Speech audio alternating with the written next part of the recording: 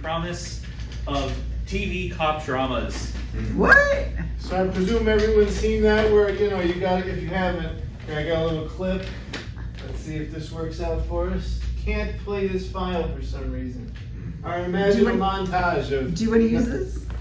No, we'll be fine. A montage of TV cop dramas where, you know, they get the blurry image, you can't see it, and the technician goes enhance, and they type, and then suddenly everything's enhanced. Blade Runner did that too. Indeed, Blade Runner I opened this clip with. Yeah. Quite prophetic. Wow, you've got the memory. So here's a blurry license plate. Imagine this person committed a crime or something like that. And I'm going to apply a process to it called a Wiener deconvolution. And now it looks like this. Oh. Maybe it's Weiner, I don't know. Either way, almost readable now, right? I did this with 50 lines of Python code. There's a company that does it. Theirs looks like this. Mine was free. Theirs probably cost $1 million. But you know, the police can probably read that plate, or at least enough to track it down, starting from this. So enhance isn't entirely a fiction. A popular way an image can be distorted or deliberately distorted most often is with something called Gaussian blur, which you see on the left there. Also kind of like what seems to happen when I don't wear my glasses. And interesting fact about Gaussian blur I learned through this research, actually it's not really blurry. If you had enough data, you could perfectly restore that image with one caveat. The problem is that you would need an infinite precision of every other pixel to regain it. The fact that we only use like 32-bit or 64-bit precision, actually in the rounding is why Gaussian blur is not reversible. Otherwise it would be. So blur out photos you don't want to be in with Gaussian blur, or better yet with mosaic blur, or what they call pixel blur, or more popularly COPS blur. If you remember COPS from the 90s. Does a pretty good job hiding a face, although not perfectly. To illustrate that a little bit, anybody recognize this person? Not yet, that's Kyle. Let's try, how about now? I showed this to somebody, they said that's the creeper from Minecraft. How about now?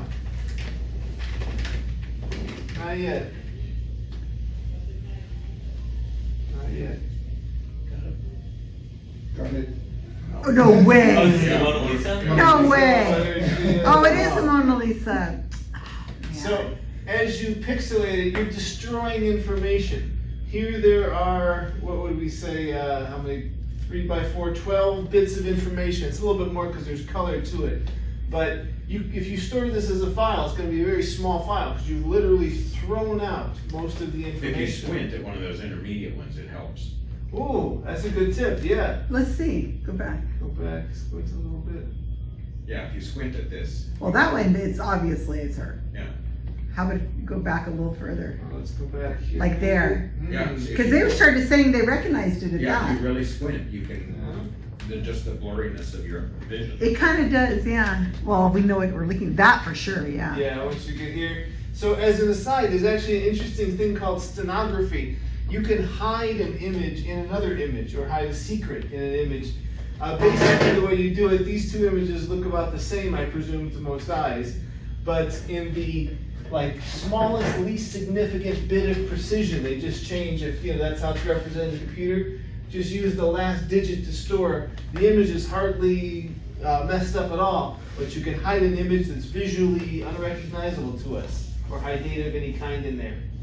Now I found this interesting bit of research. This team is trying to reverse out the mosaicing effect. So here's an example. There's, on the far right is their target. On the far left is the input they gave their algorithm and said from that far left input, try and get the original. And they have A through E as 5 examples of what they think that blurry person might look like, versus everyone here gets to see what it actually looks like. I think that's pretty awesome. Yeah, that's it.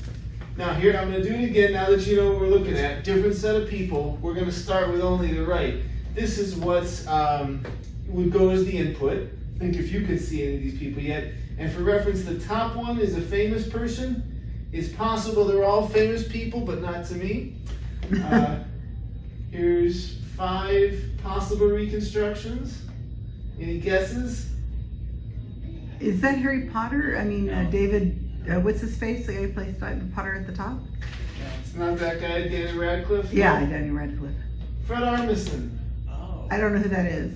He was on Saturday Night Live. He likes ska music. Wasn't the other guy in the other picture of Saturday Night Live alumni also?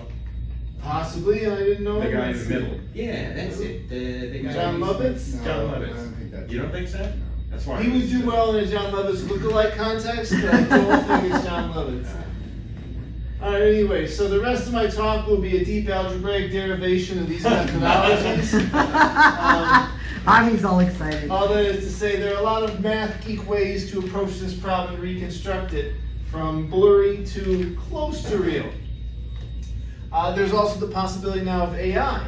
I took this image and I erased the parts that you see in checkerboard. Those are not in the actual image. Behind it is presumably clouds and the rest of that house. And I asked AI to fill in the blanks, which it does not with truth, but with inference by, a lot of presumptions and a lot of context data. So here's one possibility AI generated that if I didn't know otherwise, I wouldn't necessarily know what part was cut out. Here's another one it did, which is the truth, we don't know. Maybe it was a bigger house, maybe it had this nice second story, or even bigger. Oh, Maybe wow. this pizza oven thing. Maybe there was a horse. Maybe there was Bigfoot. maybe Bob Hieronymus or Billy Meyer was around. Or maybe it looked like that. So this is the true photo, but some of these earlier ones could just as well have maybe been the true photo to our eyes. At Wow. least where the exact context isn't perhaps important. Some of you may have heard there was a Australian television documentary called Randy Comes to Australia, I believe. This is some edits Richard Saunders with a fan of the Skeptic Zone did. Here's an original image from one that aired back in, the 80s or whatever. And here's the cleaned up image that AI did. So the true image of this high quality doesn't exist. The actual data looks like this, but AI is able to infer this from data it doesn't have. Here's another one, Randy again, and the AI cleanup. That is what's called a dead pixel. So the one I think everyone knows this doesn't show up on the TV, but that orange little dot there is a hardware malfunction. But so we don't know what value goes there. We don't know what the actual color is there, but it's probably the average of its neighbors or something along those lines. So common technique, we could bop that little dead pixel out if we wanted to with a sum of what's around it. Similar picture here. There's one pixel I distorted. I imagine you can all guess between these images what I changed. Mhm. This is a further example. Anyone recognize this text? Yeah, What is it? from Sagan. Look now at this dot. That's Earth. That's you. It's not the pale blue dot. That's the pale blue dot. This is the part where I made some minor changes to it in red. So point being, you can have the basic essence of something, a lot of its meaning with the bits of it missing or parts of it changed. Here's another interesting bit of research. This is, can you identify a person by their walk, or maybe what you call their gait, this sort of thing. On the far right, RGB is a real video, and 92% of the time participants could recognize a person from a real video. Surprising it's that low. I think most of the time I can recognize a person in a decent video. They did a whole bunch of things to degrade that. The most interesting one to me on the far left is where they just outlined him. Like if you remember that famous iPod commercial where everybody's dancing, but it's just a silhouette. With just a silhouette, you can still identify a person by their movement at about 78%, compared to 92 with the full video. Was this identifying a specific person or? Correct. Okay. So a lot of it is, your weight. If I had a limp, you'd catch me real quick, but even a normal walk, it is kind of a personalized, almost like a fingerprint that our brains can pick up on. So in the absence of data, we can infer things. Anybody know this? This is the, Is it Archimedes palimpsest. there you go.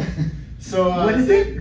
The palimpsest of Archimedes. Oh, Archimedes passed away 212 BC and was a prolific academic type, made a lot of advancements in math that are still important today. Made one advancement that was erased effectively. It used to be paper was not cheap, so a lot of things would happen. One of the things that happens is you take an old book and they would literally paint over the pages and then write something new on top. So we had this important foundational text in mathematics that essentially laid out the path towards calculus 1800 years before Newton got to it, and the church painted over it and wrote poems and prayers and stuff on top. Oh my gosh. This text was lost for centuries until they realized through some x-ray techniques they could see essentially the ink based on like iron and things that were in it, and were able to reread this text and re-recover this early piece Archimedes did. Similar thing, this is called Ferric 192. It's a 2,000-year-old scroll, somewhere out of Vesuvius, and it's like basically charcoal. I think if you touch it, it'll crumble. They know it's a text, but there has been a long-standing challenge: can we start to read some of it? And with modern imaging techniques and modern machine learning techniques, they're starting to be able to learn something about what's in this one. Sadly, no math advancements. It's sort of like some sort of philosophical thing. Maybe that's good for some people.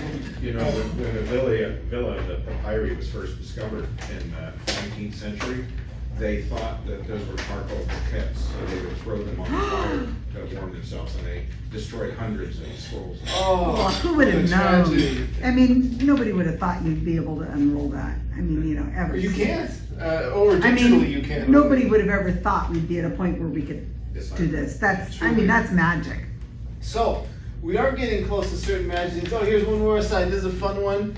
Doctor Who, as you know, many lost episodes, things like that. The BBC didn't keep good care of the originals.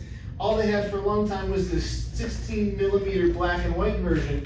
Turns out there was some guy who pointed a camera at his TV and made like a U-matic copy of this broadcast, very low quality, but because it was a color TV, they were able to extract red, green, blue information from it and re-embed that into the original, giving us a recovery image that is startling in its clarity and its truth to the original. So they had brightness data, but they didn't have color data. Correct, until they did. So things can be recovered. You know, this isn't entirely science fiction. So let's talk about something called the Ramey Memo. Anybody know about it? All right, this is a fun one. So these are the facts. 1947, Mac Brazel, a rancher living near Roswell, New Mexico, finds some strange junk in his field. Tells the neighbor says, you ought to report that to the Air Force. A couple days later he does. Oops. Jesse Marcel Sr. and Sheridan Cavett, so the officials from the military, they come out, take a look, agree this stuff looks really weird, we're gonna take this with us. Marcel on the left there goes home, probably wasn't supposed to do this, shows it to his son, Junior, who until he passed a few years ago did conferences where he shared his recollection of seeing this I-beam thing with this weird alien language, or at least that's what he recalls. The material makes its way to the Wright-Patterson Air Force Base, and there's this very famous headline that the RAF has captured flying saucers on July the 8th. There's also a press conference this day, but remember it's 47, so it takes a little time to hit the news cycle. The very next day, we get this, well, in comparison, disappointing headline that, those weren't really flying saucers, that the general says, no, something else. Mac Brazel, while we're on our little microfiche kind of run here, was really sad about the whole thing. He'd been harassed by a lot of saucer seekers and things at the time. And lastly, a little bit more coverage on this disc craze. This is from the next day when they had a follow-up press conference showing that, hey, this is the material that some people to this day thinks comes from a UFO. But if you'll, one more thing for that, we'll talk about what it actually is. I wanted to enhance this photo, and this is the enhancement I got. Do you guys know how? Found the original file. You got it. So the photo was taken by James Bond Johnson, staff photographer at the Fort Worth Star-Telegram. He used his Speed Graphics camera, 4x5" film, and was likely, we don't know this for sure, but a black and white Kodak sheet. So we know a lot about the provenance of the photo.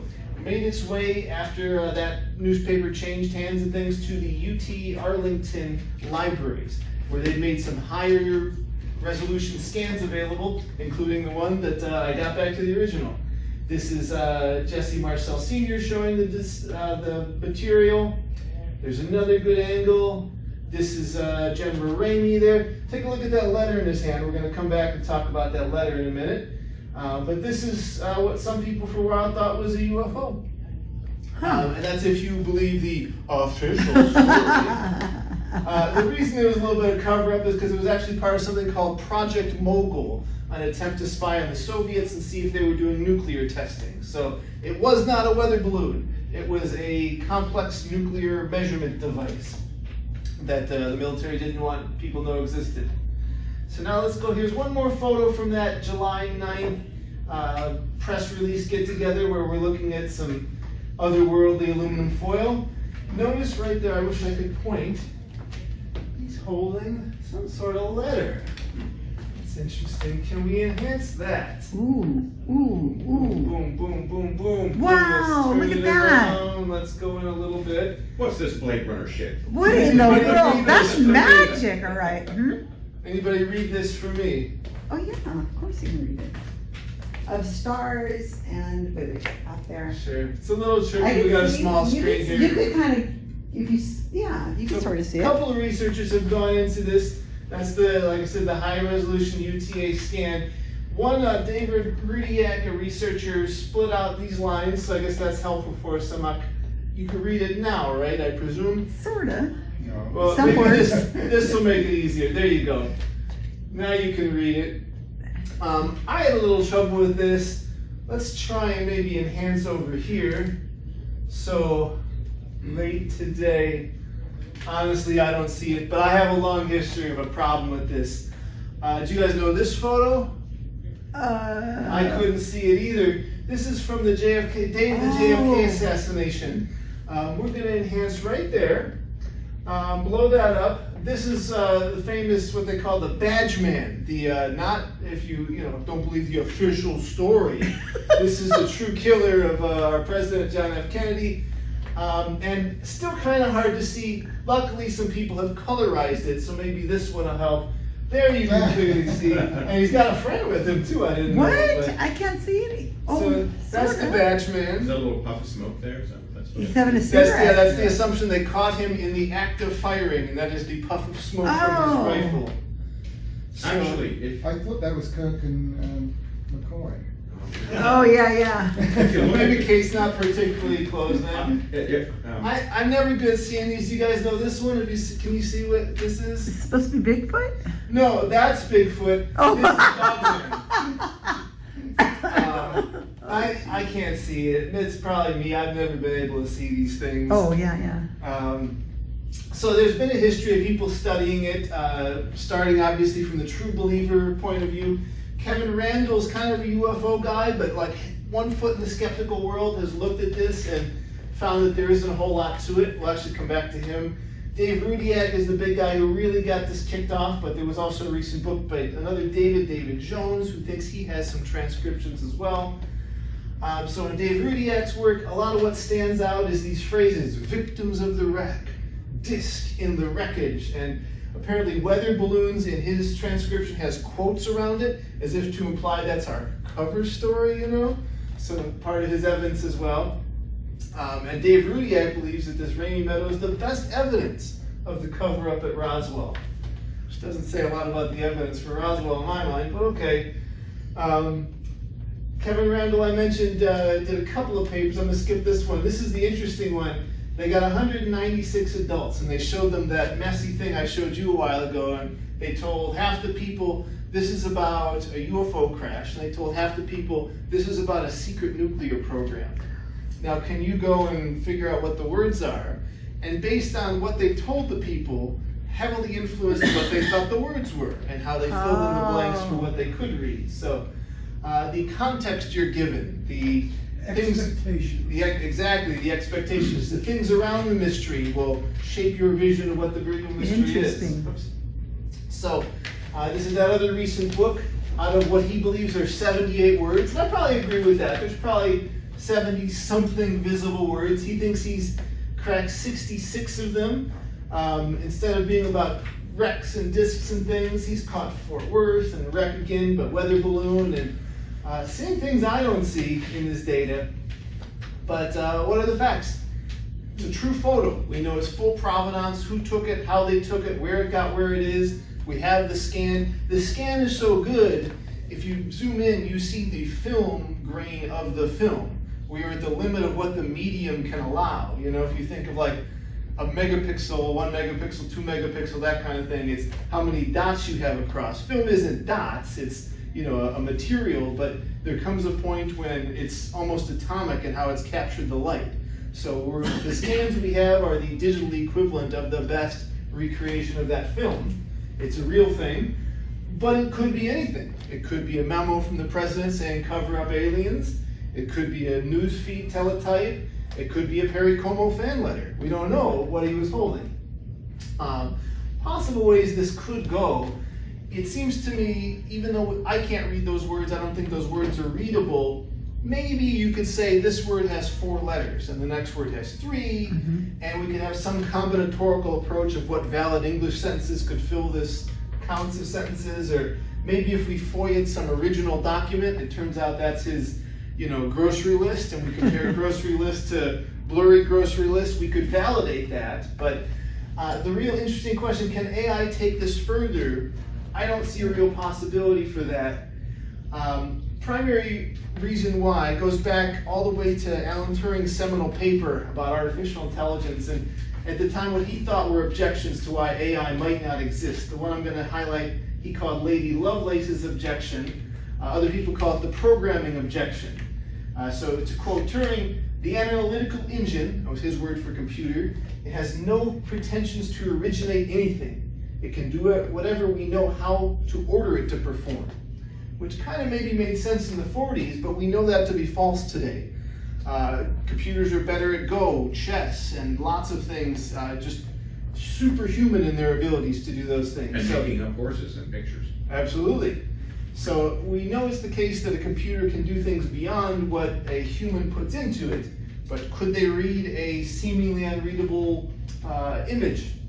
My conclusion is almost certainly not, for a lot of the visual reasons we've covered.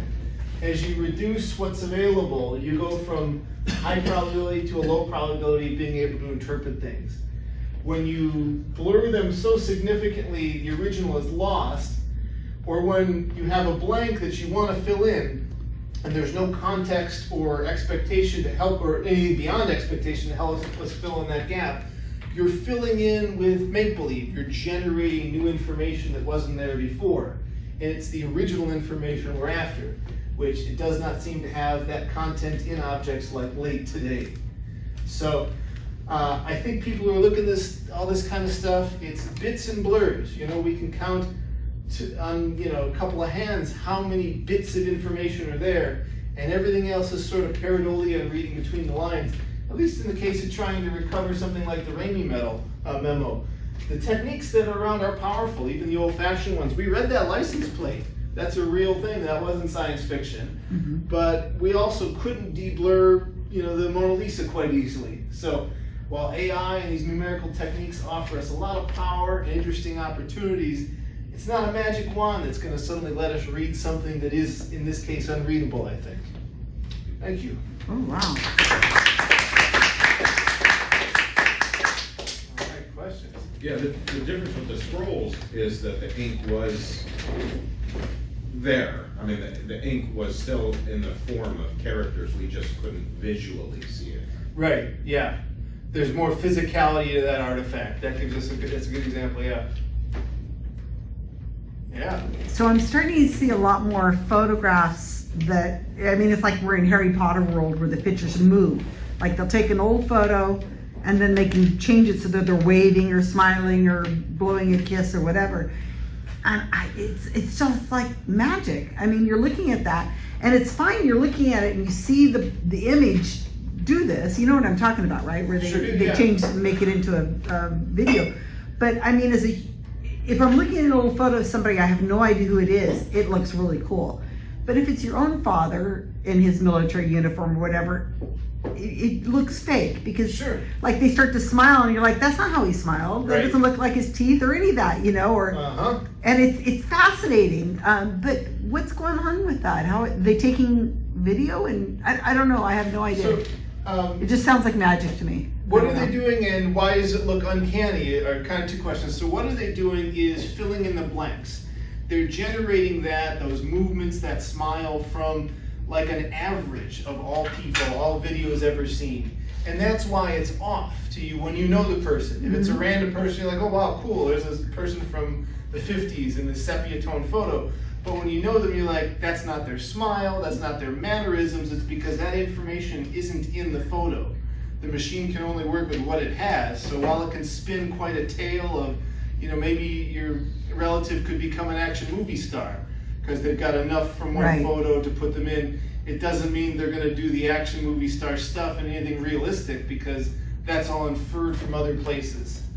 So it kind of messes with your memory, because I know how memory is Oh yeah. not, it's not like a, how do I say it, like a VHS tape or whatever, that the more you overwrite it with some new information, your memory is that. So if you're looking at one of those photos that's made of your family member, you're going to eventually go, now it looks natural to me. And There it's is that danger, sure. kind of a crime, I guess, because it's messing with your memory. Yeah, you're not wrong. Oh, wow. I don't want to hog everything, but I have another question about AI. Because I've been starting to get more and more questions about people who are using ChatGPT or something like that to communicate with the dead. So they're starting to, some people, they're wondering if people are importing people's voices, recreating their voices using AI, and having conversations. Will they be able to have a conversation with their dead family member pretty soon? And again, rewriting your memory and stuff. And maybe people won't be going to mediums because they're going to be just using the AI to ask Dad what he really thinks of whatever, Sure. I mean, when I was in elementary school, some guy came to do like a presentation, and he was Ben Franklin. And when I say he was Ben Franklin, he was Ben Franklin. He got his PhD in Ben Franklin. He'd read all Franklin's writings. He dressed in clothes. He went to the place. He did all the stuff. Never met Franklin. No one around to validate that he's Franklin, but he's some facsimile of that. That's what that talking to the dead stuff will ultimately kind of be. There's so much digital data on us. Imagine, like, especially a person born today, it's theoretically possible that everything they ever write could be captured. And it's a nice Star Trek idea of take everything that I ever wrote my entire life and feed it into a computer. Would it talk like me? It would talk like me, the author, sure, but it wouldn't know all the things that aren't on the page. Yeah, I was getting ready to say, if Dad were a great diarist, then maybe, but otherwise you would get some patina of a facade Sure. of Dad. I've written mostly corporate emails. My descendants will feel like, dear sir, He talked really strange. reschedule the meeting for next Wednesday. Yeah, that's interesting to think I guess about. then you also have to worry about because AI right now, it's oftentimes they're just validating you, and maybe that's not just because it might say things that things you want to hear, which isn't necessarily what you're expecting from your dead relative.